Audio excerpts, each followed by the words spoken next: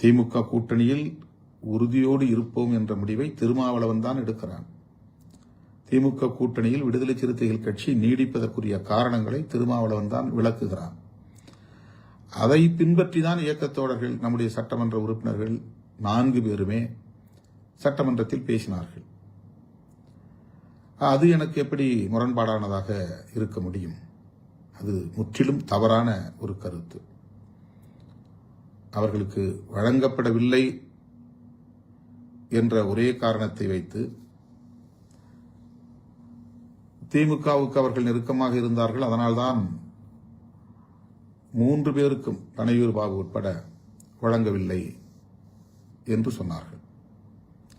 இது முற்றிலும் தவறானது என்பதை ஏற்கனவே நான் விளக்கிவிட்டேன். புதிய முகங்களுக்கு வாய்ப்பு தர வேண்டும் என்பது ஒவ்வொரு கட்சியிலும் இருக்கிற நடைமுறைதான். திராவிட முன்னேற்ற கழகத்திலே கூட 60 பேருக்கு புதிய முகங்களுக்கு 60 புதிய முகங்களுக்கு வாய்ப்பு தந்திருக்கிறார்கள். அப்படி என்றால் 60 பேர் பழைய சிட்டிங் எம்எல்ஏஸ். அந்த வாய்ப்பு மறுக்கப்பட்டிருக்கிறது. அதை பற்றி யாருமே பேசவில்லை. விடுதலை சிறுத்தைகளை பற்றி மட்டும் பேசுகிறார்கள். ஏனென்றால் அவர்கள் எடுத்த முயற்சிக்கு திருமாவளவன் இணங்காமல் திமுக கூட்டணியை கட்டுக்கோப்பாக வைத்திருப்பதற்கு முதன்மை காரணியாக இருந்திருக்கிறான் என்பதை அவர்களால் பொறுத்துக் கொள்ள முடியவில்லை, சகித்துக் கொள்ள முடியவில்லை. நம் மீது அவருடைய காழ்ப்பை கொட்ட வேண்டும், கக்க வேண்டும் என்பது அடிப்படை காரணம். கம்யூனிஸ்ட் கட்சிகளில் கூட சென்ற முறை வென்றவர்கள் இந்த முறை வாய்ப்பு மறுக்கப்பட்டிருக்கிறார்கள். யாரும் அதை பேசவில்லை. ஒவ்வொரு கட்சியிலும் இது நடைமுறையில் இருப்பதுதான்.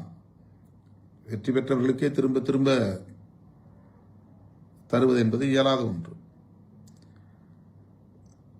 இந்த முறை அந்த 2 பேருக்கு 3 பேருக்கே மீண்டும் கொடுத்திருந்தால் புதிய 3 பேருக்கான வாய்ப்பு மறுக்கப்பட்டிருக்கும். ஆக இந்த முறை இஸ்லாமியர் ஒருவருக்கு, கிறித்தவர் ஒருவருக்கு வழங்க வேண்டும் என்கிற அடிப்படையில் தான் பன்ருட்டி ஒரு இஸ்லாமியருக்கும் திருப்போரூர் ஒரு கிறித்தவருக்கும் வழங்கப்பட்டிருக்கிறது. இது என்னுடைய நிலைப்பாடு. அவர்களுக்கு வழங்கவில்லை என்பதற்கு இதுதான் காரணமே தவிர வேறொன்றுமில்லை.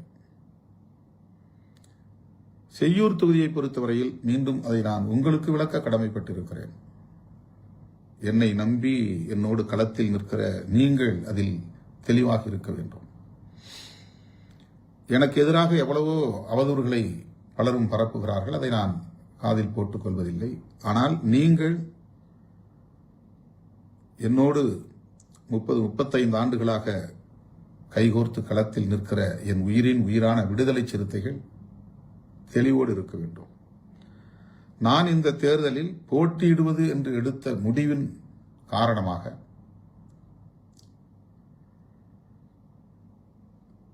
ஒரு அதிர்ச்சி அல்லது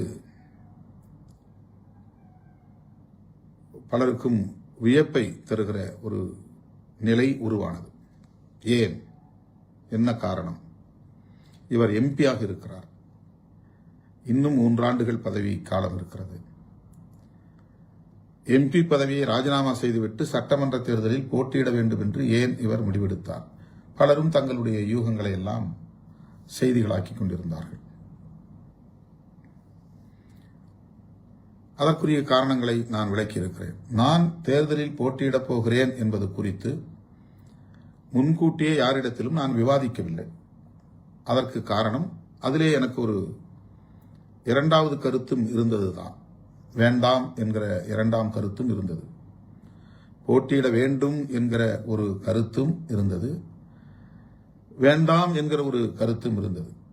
ஆகவே இது குறித்து நான் முன்னணி தோழர்களிடத்திலே, பொதுச் செயலாளர்கள் உள்ளிட்ட முன்னணி தோழர்களிடத்திலே முன்கூட்டியே கலந்து பேசவில்லை.